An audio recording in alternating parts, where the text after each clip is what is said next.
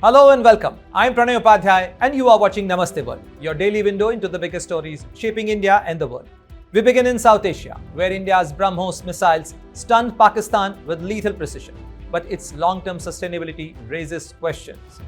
In Middle East, Turkey is emerging as a global mediator, bridging conflicts others cannot resolve.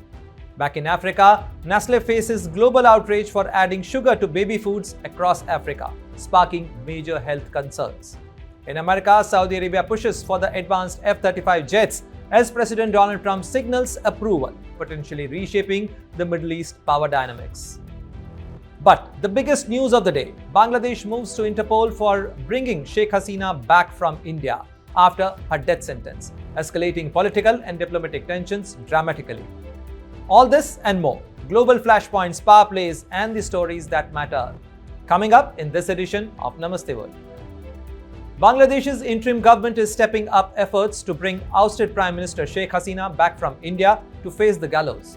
Days after Dhaka's International Crimes Tribunal sentenced Hasina and her former Home Minister Asaduzzaman Khan Kamal to death in absentia for crimes against humanity during last year's violent protest, Chief Prosecutor Ghazi M.H. Tamim confirmed authorities are preparing to request an Interpol Red Corner notice on the conviction warrant. The Yunus administration says it will formally ask New Delhi to extradite both leaders despite an earlier request in December going unanswered. India is yet to respond directly, but insists that it will act in the best interest of people of Bangladesh. The move places the 2013 India-Bangladesh extradition treaty under intense scrutiny, with experts calling Hasina's case politically charged. Saudi Crown Prince Mohammed bin Salman is in the United States and he held meetings with US President Donald Trump. His meeting pushed hard for one thing, America's stealth crown jewel, the F-35 Lightning II fighter jets. Previous US administrations blocked the sale, mainly to protect Israel's military edge. But President Donald Trump has now indicated that he is ready to approve it, even offering Riyadh the same advanced models flown by the Israeli Air Force. The F-35 isn't just fast, it's nearly invisible to radar, packed with sensors, and can strike first from land, short runways, and carriers. If the deal goes through, it would dramatically boost Saudi Arabia's air power amid tensions with Iran, and the war in Yemen shatters decades of US policy and signals the closest Washington-Riyadh ties in years. A potential game changer for the Middle East is coming up. India's BrahMos missile has left Pakistan stunned after a blistering 20-minute assault during Operation Sindoor, destroyed key airbases and forced Islamabad to abandon a planned offensive. But while BrahMos provided its lethal precision, its high cost and limited production raises serious concerns about India's future war preparedness. Is the nation relying too heavily on one missile? Here is a report by Shaurik Saha.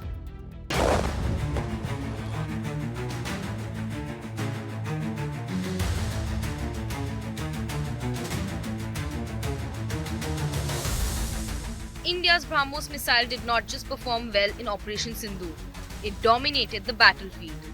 In just 20 minutes, the supersonic cruise missile tore through Pakistan's air defences and smashed as many as 11 Pakistani Air Force bases, leaving Islamabad stunned and scrambling for answers. Indian media reports say the Air Force launched between 15 and 19 BrahMos missiles from Sukhoi 30 MKI jets, and almost every single one hit its mark with devastating accuracy. And the praise? It came from the most unexpected place, Pakistan itself.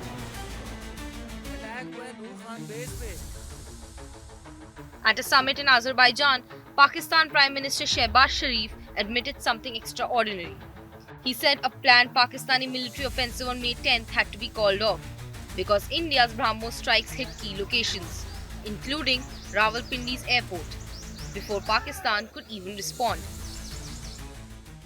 We, on 9th and 10th night, we decided to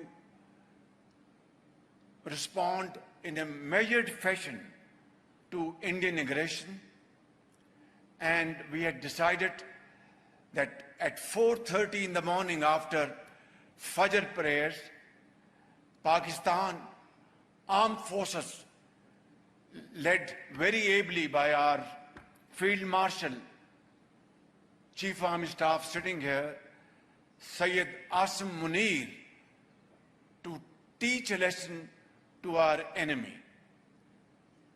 But before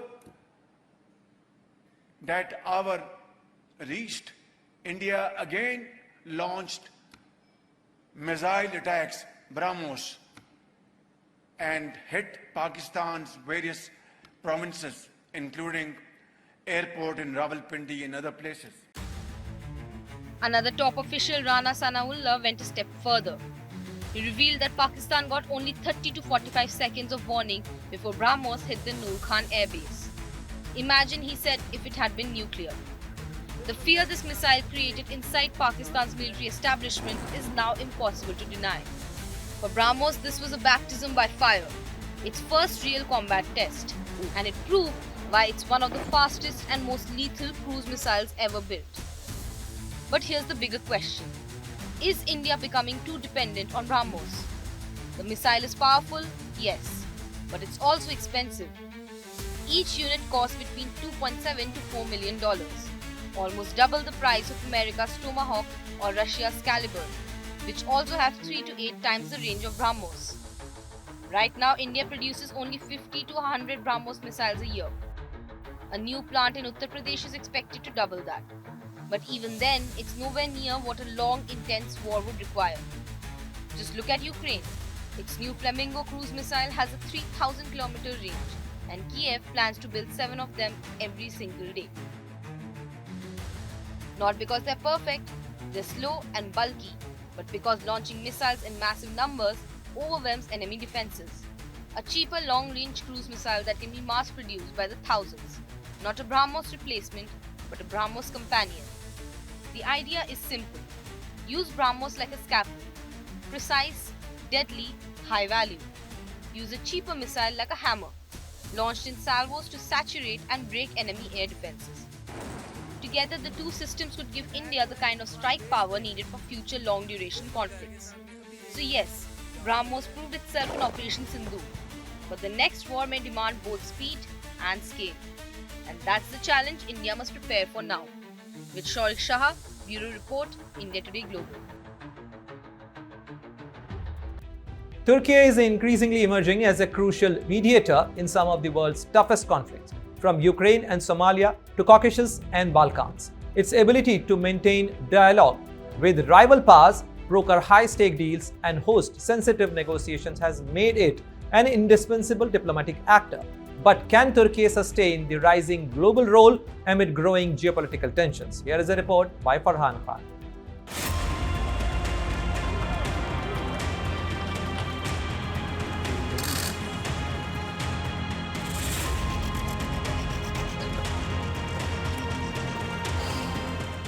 Turkey has been growing a reputation as a bridge builder in some of the world's toughest conflicts. But this role did not appear overnight. Turkey's evolution into a trusted mediator is the result of years of diplomatic investment, strategic positioning, and a unique ability to keep channels open with rival powers. Turkey has been central to attempts at resolving the Russia-Ukraine war since the beginning of the full-scale invasion in 2022. It is one of the rare countries that has maintained working ties with both Kyiv and Moscow, allowing it to convene meetings that most other nations simply cannot. From hosting the first Russia-Ukraine ministerial talks in Antalya in March 2022 to facilitating intense negotiation rounds in Istanbul later that month, Ankara has consistently offered itself as neutral ground. Its biggest breakthrough came in July 2022 when it brokered the Black Sea Grain Initiative with the United Nations, a deal that helped stabilize global food supplies and cemented Turkey's reputation as a serious mediator. Fast forward to the latest meeting in Ankara, while Russia was absent, Zelensky used the platform to push for renewed peace efforts, prisoner exchanges, and diplomatic momentum at a time when Ukrainian forces are under enormous pressure on the battlefield. Turkey's mediation track record stretches far beyond Europe. In December 2024, Ankara brokered the landmark Ankara Declaration, resolving a heated crisis between Somalia and Ethiopia over maritime access. The deal came after marathon negotiations and highlighted Turkey's credibility with both nations rooted in decades of partnership, aid projects, educational ties, and military cooperation. Turkey played a pivotal, if not controversial, role in the 2023 Azerbaijan-Armenia conflict over Karabakh. Its military support and diplomatic coordination with Azerbaijan helped shape the post-war landscape and accelerated peace discussions. Turkey's intelligence agency facilitated one of the largest multi-country prisoner exchanges in 2024, involving 7 nations including the US, Russia, Germany, and Norway. This underlined Ankara's ability to manage highly sensitive negotiations with multiple stakeholders. Since 2010, Turkey has pushed trilateral cooperation between Bosnia, Serbia, and Croatia, helping mend relationships scarred by the Yugoslav wars. Analysts point several reasons for why countries trust Turkey. First, impartiality. Turkey keeps dialogue open with rivals, from Russia to Ukraine, from Somalia to Ethiopia, which makes it a rare neutral party. Second, resources. From diplomatic muscle to humanitarian aid, Turkey has leverage that many mediators lack. Third, historic and cultural ties. Deep connections across Africa, the Balkans, and Central Asia give Ankara social and political entry points others do not have. And finally, geography. Located at the crossroads of Europe and Asia, Turkey is physically and politically positioned to intervene.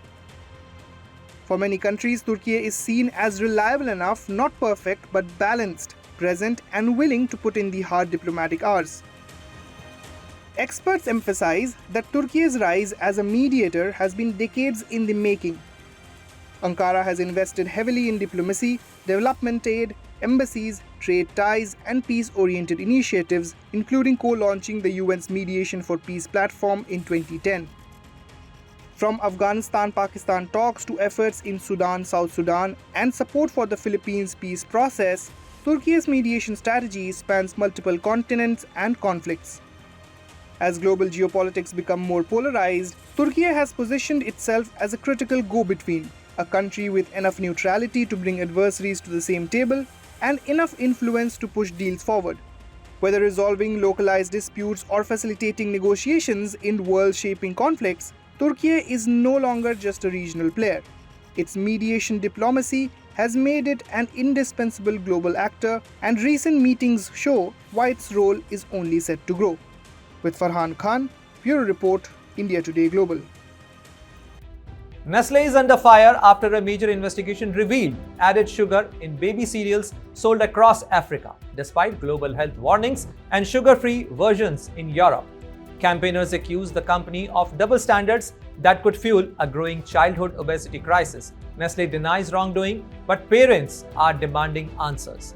Is Africa's youngest population being put at a risk for profit? Here is a report by Jyoti Shukla.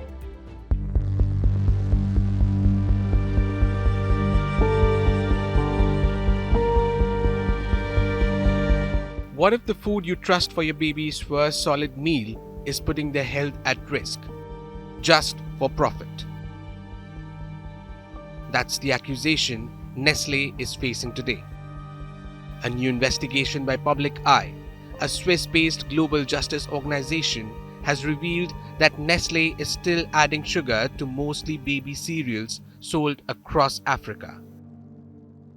Campaigners say this is putting babies' health at risk, while the company claims it's simply following local regulations.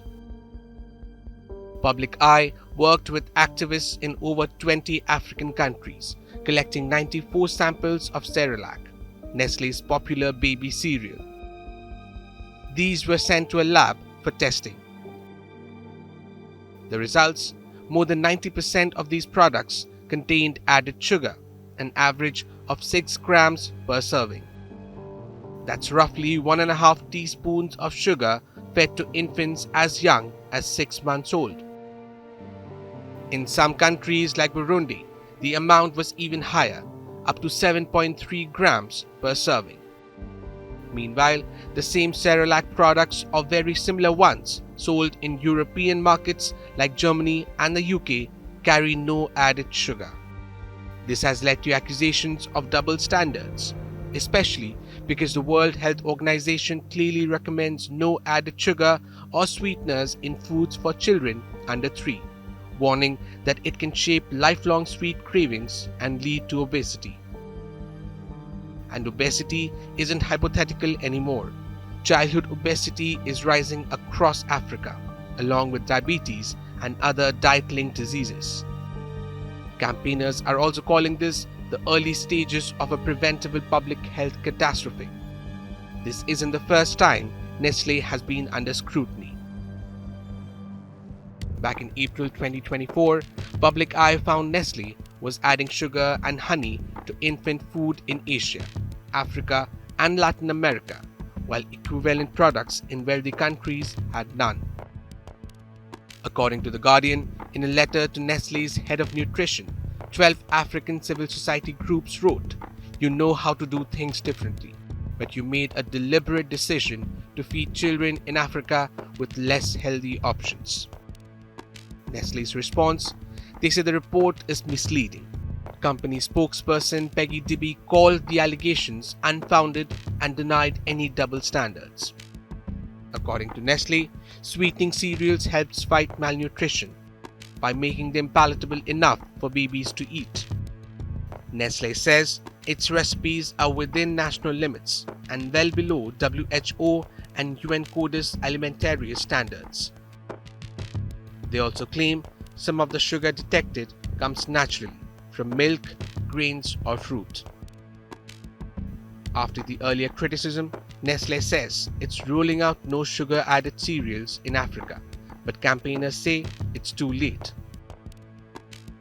In the end, the fight continues: public health versus corporate policy, African infants versus global profit margins. With Jyoti Shukla, Bureau Report, India Today Global. As we wrap up today's show, here is a quick look at the top stories making waves around the world. 9 people are dead and dozens are injured after a massive Russian missile and drone strike hit western Ukraine, prompting President Zelensky to urge allies for stronger support.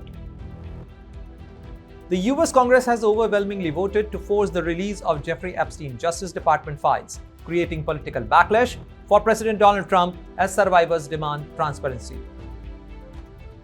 And that brings us to the end of today's edition of Namaste World. From breakthroughs in technology and business to political developments and natural disasters. Stay tuned as we bring you the latest updates, key developments, and more from New Delhi to New York. See you again tomorrow at the same time right here on Namaste World.